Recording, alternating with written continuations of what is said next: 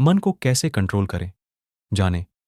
क्या आप जानते हैं कि आपके जीवन में नियंत्रित करने वाली सबसे शक्तिशाली चीज क्या है? आपकी पसंद। हर वो चीज जिसे आप सुनते हैं, छूते हैं, चखते हैं, पढ़ते हैं, देखते हैं, आपके अवचेतन मन को प्रोग्राम करता है।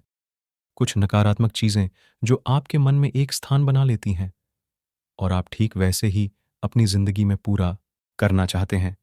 आपके पास अपने लिए चुनने की क्षमता की कमी है और इस क्षमता द्वारा मन पर नियंत्रण किया जा सकता है।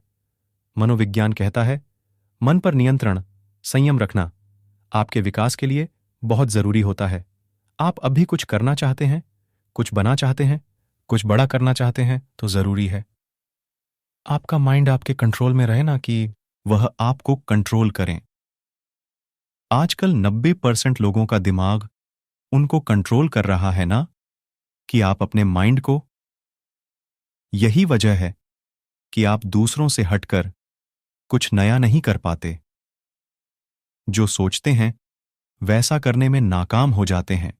मन को भटकने से रोकने के उपाय।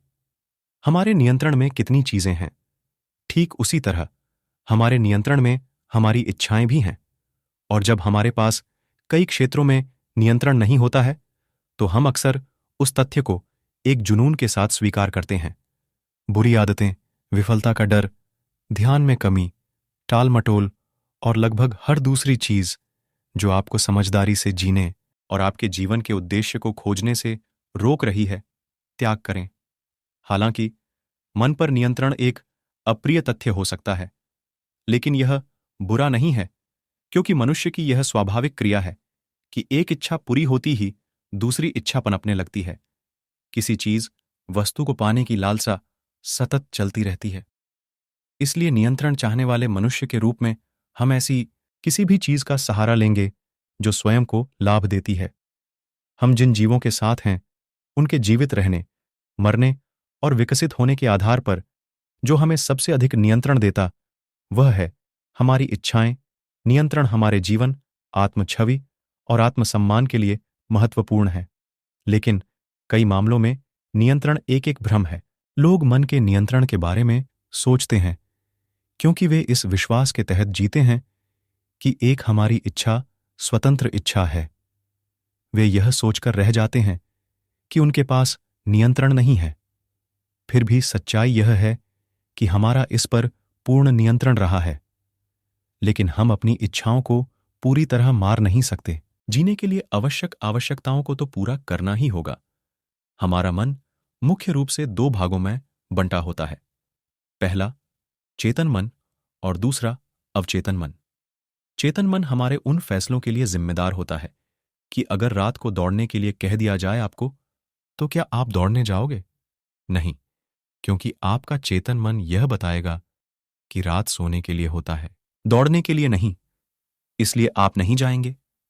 हमारा अवचेतन मन हमारे मस्तिष्क का 95% हिस्सा है और आपके सारे महत्वपूर्ण काम बिना थके, जैसे दिल का धड़कना, खून का बहाव जैसी कॉम्प्लिकेटेड चीजों को करता है। वह काम भी जो आप नहीं चाहते हैं।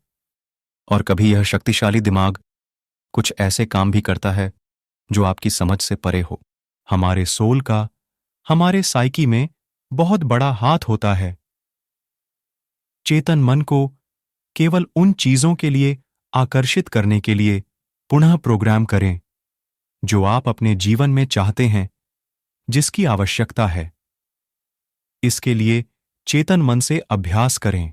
आपके लिए सबसे अच्छा क्या है, यह चुनने के लिए अपनी सहज शक्ति को जगाएं। आप अपने जीवन में क्या चाहते हैं, उस वन थिंग को खोजें। अपनी आंतरिक पुकार के लक्ष्य को सुनें। इसके बारे में मानसिक अस्पष्टता प्राप्त करें। अपनी पुराने स्वयं को पीछे छोड़ दें। अपने उच्चतम स्व को विकसित करें।